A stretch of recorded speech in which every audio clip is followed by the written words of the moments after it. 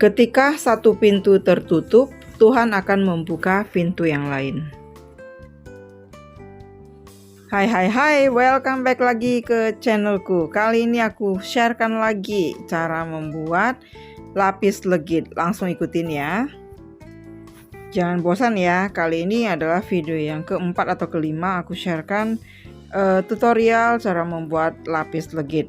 Bahan-bahannya ini memang premium banget ya, dan ini kalian wajib coba. Nanti di lebaran kalian coba ya. Ini bahannya udah aku siapin semua dan semuanya adalah bahan yang premium. Hasilnya juga pasti enak. Bahannya 45 butir kuning telur. Pilih kuning telur yang fresh. Kalau kuning telur yang kalian pakai itu kurang fresh, kalian bisa pakai sedikit emulsifier atau TBM atau ovalet ya, itu untuk membantu mengembangkan telurnya.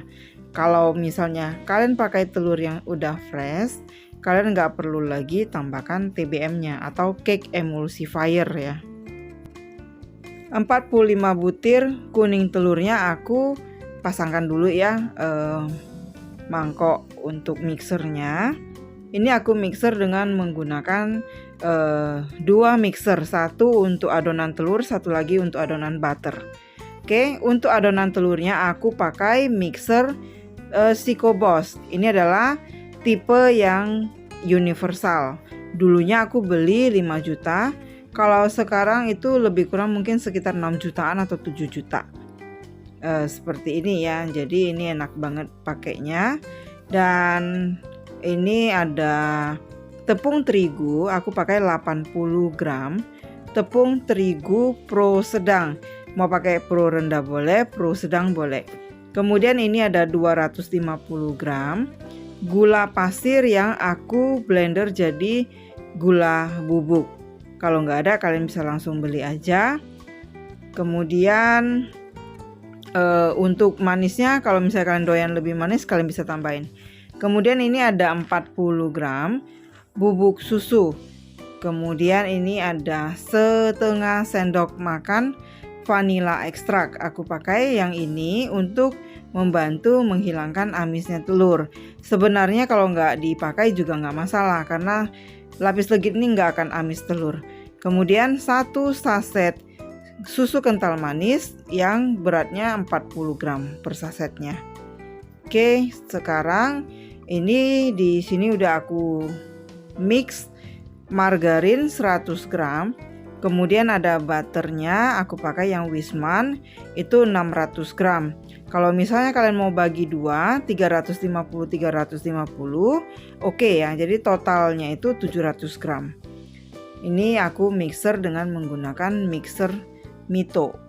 Jadi kalau misalnya nggak ada, kalian boleh mixer dulu adonan butternya, nanti baru adonan telurnya ya. Kalau misalnya ada, sekalian aja di mixer supaya proses kerjanya itu lebih cepat. Oke, ini aku pasang dulu. Telurnya itu aku mixer dengan gula halusnya 250 gram.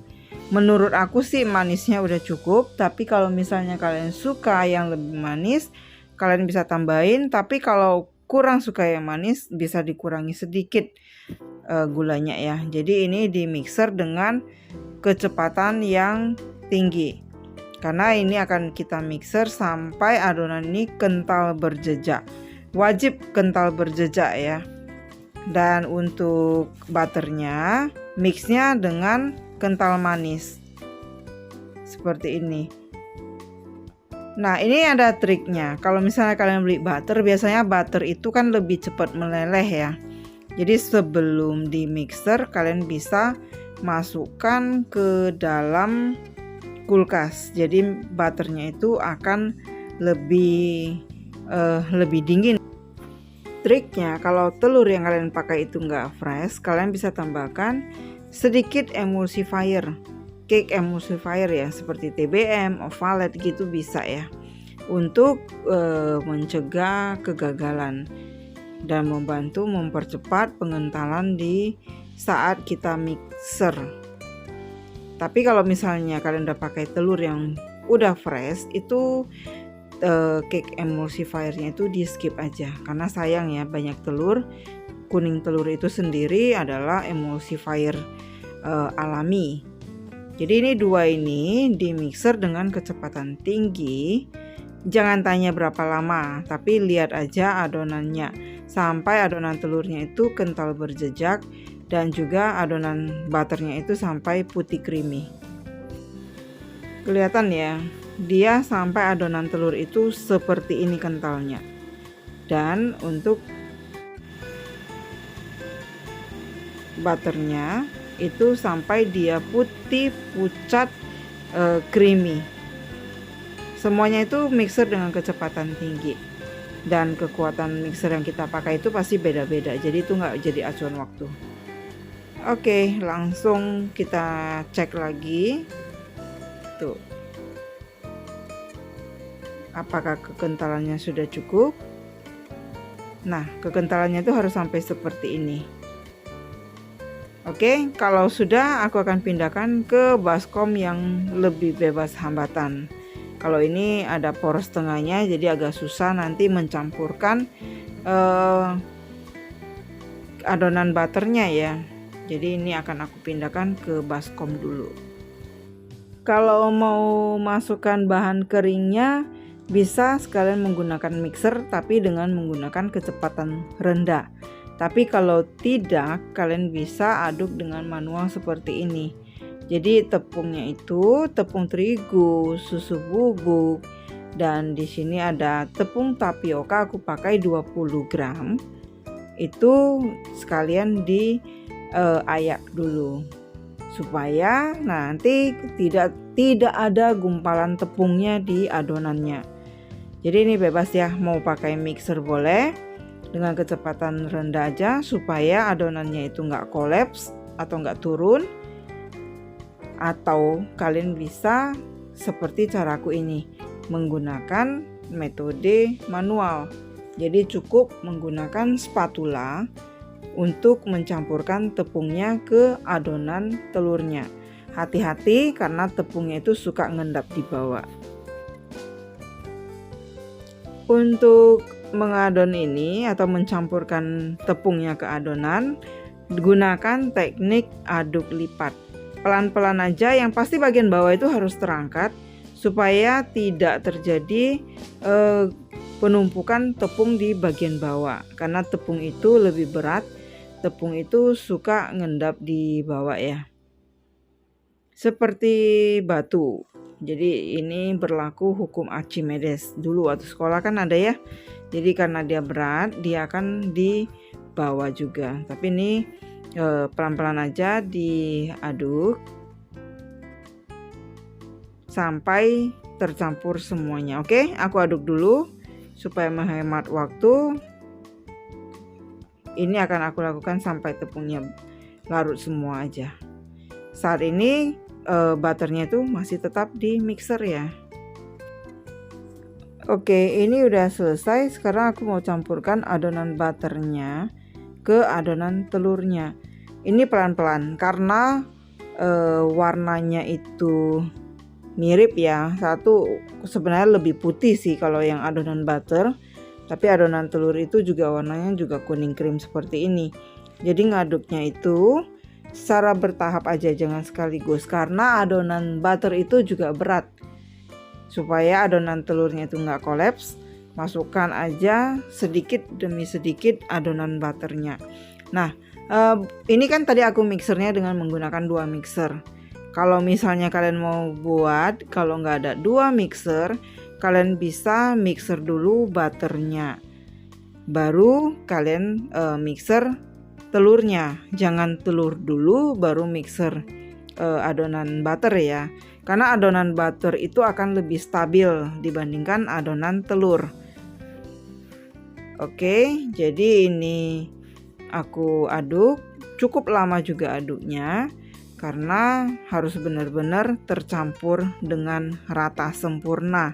Kalau enggak, nanti hasilnya akan bantet dan milky ya, atau oily gitu ya. Jadi dia adonannya nggak bagus. Nah, kira-kira warnanya seperti ini. Tadi kan warnanya kuning ya, jadi di mixer sampai warnanya creamy seperti ini. Tuh. Caranya sama. Cara mengaduknya itu supaya dia rata, gunakan teknik lipat balik. Jadi gunakan dari bagian bawah dibawa naik ke atas. Tapi pelan-pelan, jangan dengan kekuatan yang dari tangan semua ya.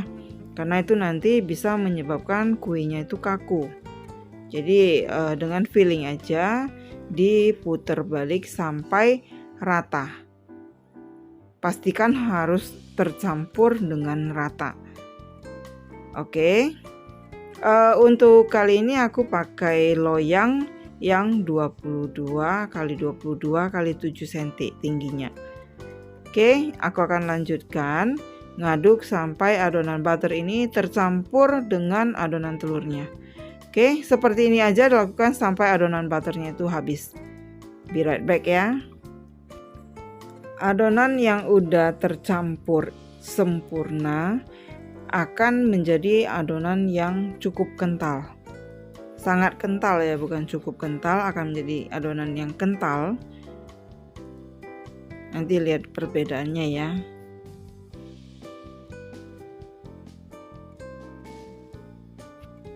Oke, oven udah dipanasi dengan suhu 200 sampai 250 derajat Celcius. Api bawah dulu, nanti baru api atas. Api bawahnya jangan dihidupkan lagi. Tergantung dengan oven yang kita gunakan. Jadi oven itu sangat berpengaruh.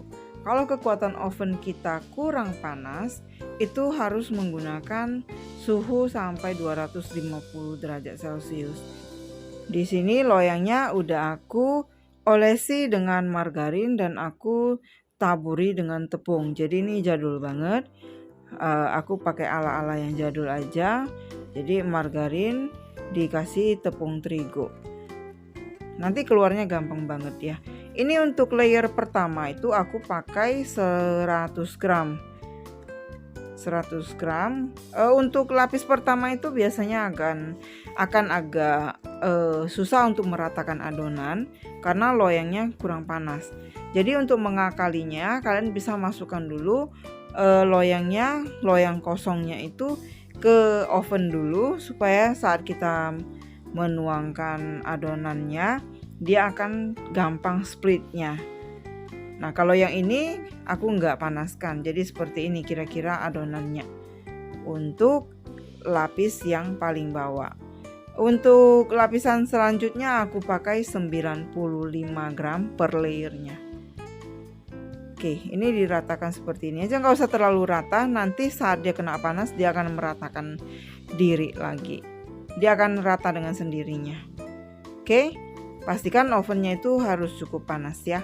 Kalau nggak cukup panas karena ini layernya tipis, kalau kelamaan kita panggang nanti akan jadi alot.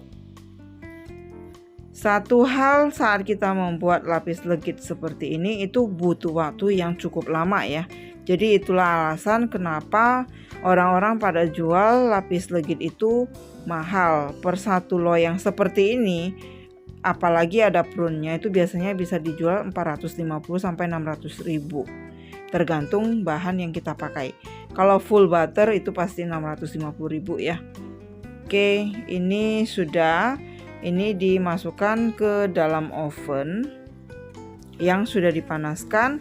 Untuk layer yang pertama kita gunakan dulu api bawah sekitar 5 menit gitu aja ya. Setelah itu langsung naikkan ke api atas. Jadi api bawahnya itu di stop. Ini langsung dinaikkan ke rak tengah aja. Apinya itu langsung diganti menjadi api atas. Oke, aku salah. Yang ini aku salah tombol ya. Seharusnya itu api atas, bukan api atas bawah. Kalau api atas bawah kita buat, nanti satu adonannya itu per layernya itu lama matengnya. Oke, jadi ini seharusnya itu bukan di api atas bawah. Yang benar adalah api atas. Please banget kalau buat lapis legit ini konsentrasi harus penuh ya, jangan terpecah. Ini aku karena nggak konsentrasi, nggak full tadi, salah api, akibatnya layer pertama itu agak lama. Setelah 8 menit atau 8-9 menit ya, itu dikeluarkan dari loyang. Warnanya udah kira-kira seperti ini, dan hal yang paling wajib dilakukan adalah kita butuh penekan ini dan juga tusuk gigi dan juga margarin atau butter untuk olesan per layernya. Jadi kalau ada yang beluntusan itu ditusuk-tusuk aja supaya tidak berpori besar. Setelah itu jangan dioles dulu, tapi ditekan dulu. Tekannya ini dengan perasaan aja, jangan terlalu kuat, karena kita nggak mau menghancurkan layer-layer yang ada di bawahnya. Jadi seperti ini. Tujuan penekanan ini adalah supaya nanti layer per layernya itu rapi. Kemudian dioles. Kalau nggak mau oles juga boleh ya, tapi aku lebih suka yang dioles. Setelah itu untuk layer yang kedua aku timbang 95 gram. Kenapa cara aku memberikan adonannya itu seperti ini? Menurutku akan lebih gampang dan kita nggak perlu menarik terlalu jauh. Seperti ini, nanti tinggal disatukan aja dengan menggunakan sendok. Seperti ini. Oke. Itu ovennya itu apinya udah api atas, jadi bukan api atas bawah ya, api atas, suhunya 250 derajat Celcius. Aku pakai oven yang ini, tapi kalau misalnya kalian pakai oven yang lain yang lebih kuat panasnya, cukup di suhu 200 derajat Celcius. Terkadang kita bingung ya, buat kue itu suhu yang tepat itu berapa sih sebenarnya. Tergantung dengan ukuran loyang dan ketebalan dari adonan yang kita panggang. Kalau adonannya tipis, itu suhunya itu harus besar supaya nggak terlalu kering karena kelamaan dipanggang. Tapi kalau misalnya loyangnya besar, kemudian adonannya tebel, itu suhunya jangan besar, karena kalau besar bagian atas nanti mateng, bagian bawahnya juga gosong, tapi tengahnya itu masih belum mateng. Jadi seperti itu ya. Oke, ini sambung lagi, aku lanjut lagi masuk ke dalam oven, panggang 8-9 menit saja. Tidak boleh terlalu lama karena itu akan efeknya itu ke tekstur kuenya nanti. Kelamaan nanti dia jadinya alot, terlalu kenyal, bukan kenyal ya, terlalu alot malah ya. Jadi seperti itu. Ini aku setiap layernya periksa, kalau memang ada beluntusan itu wajib ditusuk-tusuk dulu. Jangan lupa setiap layer harus ditekan-tekan seperti ini. Slow aja ya, slow aja, jangan terlalu kuat. Kemudian jangan lupa dipoles per layernya seperti ini. Jadi bukan ritual ya. Jadi harus dilakukan seperti itu per layernya. Oke, sama di layer yang ketiga ini 95 gram per layer. Kalau menggunakan prunes, biasanya aku di layer yang ketiga 6, 9, 12 atau kelipatan 3 ya, kita berikan prunesnya. Kalau menurut aku prunesnya itu cocoknya seperti itu aja. Jangan sampai terlalu banyak, karena terlalu banyak kita sama aja makan prunes ya. Jadi prunesnya itu asam, adonannya ini manis, sebenarnya rasanya asam-asam manis. Di tradisi Chinese sebenarnya di setiap Imlek harus ada ini. Kenapa?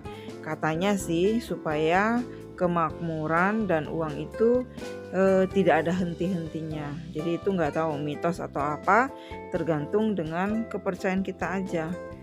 Kalau menurut aku ya, karena ini premium banget, ini memang menunjukkan kemakmuran ya. Oke, aku lanjut dulu ya. Intip lagi. Dan pintu ovennya jangan sering-sering dibuka tutup supaya bolunya itu nggak kering. Oke. Nah, kalau warnanya sudah coklat, udah bisa kita keluarkan dan kita masukkan lagi ke layer yang berikutnya. Ini baru layer yang ketiga. Ini layer yang ketiga. Jangan lupa aku pakai prunes, dan prunesnya itu digilas tipis dulu. Jadi biasanya prunes itu kalau belum digilas dia akan tebel, kecil. Tapi kalau digilas dia akan melebar. Saran aku sih lebih bagus pilih prunes yang agak basah dibandingkan prunes yang kering ya. Kalau prunes yang kering biasanya keras. Kalau keras, kalian bisa akalin dengan merendamnya dengan air hangat atau air panas, atau rendam dengan rum ya. Tapi kan nggak semua orang boleh makan rum, karena rum itu ada alkoholnya sedikit. Oke, ini aku lanjut lagi layer yang ketiganya. Sama caranya seperti ini, tapi bebas aja sih menurut kalian yang gimana gampangnya. Kalau aku pribadi sih aku seneng bagi-bagi seperti ini aja. Oke, jadi harus bersabar ya membuat lapis legit ini. Total waktu pengerjaannya itu lebih kurang dari persiapan bahan, pengocokan, pemanggangan sampai selesai itu ya lebih kurang mau 4 jam. Jadi sebelum buat ini kalian siapkan waktu kalian cukup enggak untuk membuat ini, karena ini nggak bisa terburu-buru ya buatnya. Oke, ini aku akan ratakan dulu, baru aku tata prunesnya di atasnya seperti ini. Sebelum aku coba buat beberapa kali ini, aku pernah loh buat lapis legit itu adonannya itu nggak rata antara adonan telur dan adonan butternya. Akhirnya lapis legitku itu kesannya seperti bantet dan berminyak sekali. Nah, ini prunesnya tata sesuai dengan selera aja. Biasanya aku tatanya seperti ini aja. Per satu layernya itu 9 potong prunesnya. Oke. Jadi bukan susun prunesnya dulu baru adonan ya, tapi adonannya dulu diratakan baru ditata prunesnya di atasnya. Oke. Kalau sudah seperti ini tinggal dilanjutkan lagi ke dalam oven. Tetap waktu pemanggangannya 8-9 menit per layernya. Oke, diperhatikan jangan ditinggal karena ini prosesnya cepat juga. Oke, ini sudah kurang lebih 9 menit aku keluarkan dari ovennya. Kemudian dengan yang tadi aku tekan-tekan lagi dan aku berikan adonan. Oke, aku lanjutkan sampai selesai ya. Begitu seterusnya ya langkah-langkahnya.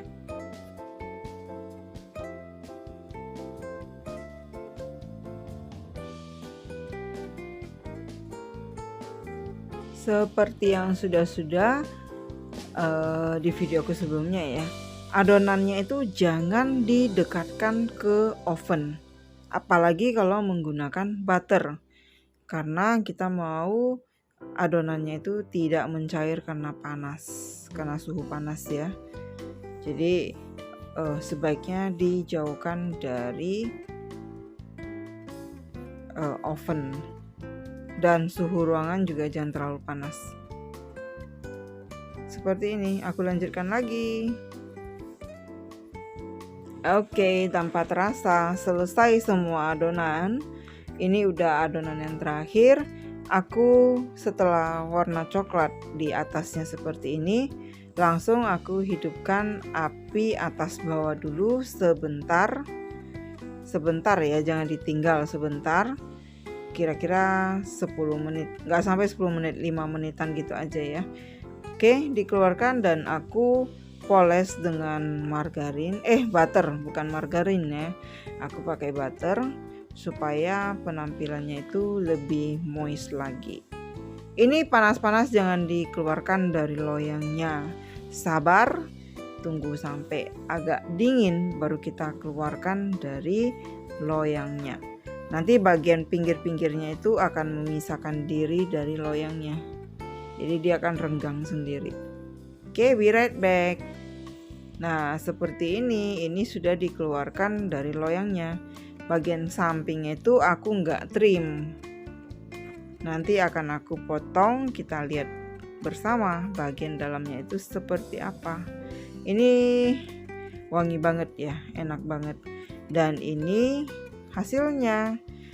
Buat kalian yang baru nemu channelku, jangan lupa ya diklik subscribe dan juga tombol loncengnya diaktifkan. Supaya setiap ada videoku yang terbaru, kalian bisa dapat notifikasinya. Siapa tahu yang aku sharekan boleh bermanfaat buat kalian. Tunggu aku di video aku selanjutnya. Akhir kata dari pertemuan kita kali ini, thank you for watching. See you. Bye bye.